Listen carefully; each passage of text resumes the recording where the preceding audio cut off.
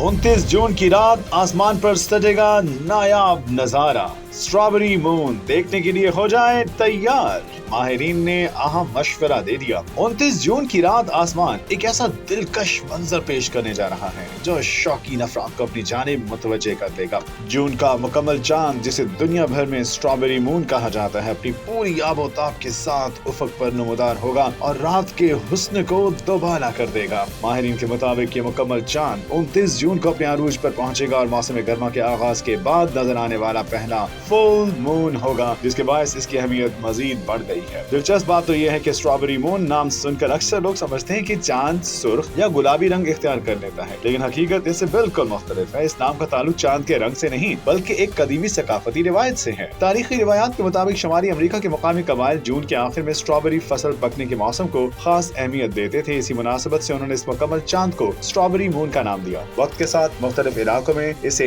Berries, ripe moon, blooming moon, green corn moon और दीगर नामों से भी पुकारा जाने लगा। अब सवाल यह है कि इस खूबसूरत मंजर का बेहतरीन नजारा कैसे किया जा सकता है। माहिरीन का कहना है कि चांद देखने के लिए ऐसी जगह का इंतखाब करें जहां उफक खुला और आसमान साफ हो। पार्क्स, खुले मैदान, देही इलाके या साहिली मकामात इसके लिए बेहतरीन साबित हो सकते हैं। अगरचे शहरी इलाकों में भी ये चांद नजर आएगा, लेकिन रोशनी और फिजाई आलूदगी से दूर मकामात पर इसका मंजर कहीं ज्यादा वाज़ेह, रोशन और दिल मोह लेने वाला महसूस होगा। तो अगर आप फल्कियाती मनाजिर के शौकीन हैं तो 29 जून की रात आसमान की जानिब देखना मत भूलिए, क्योंकि स्ट्रॉबेरी मून एक यादगार नजारा पेश करने वाला है।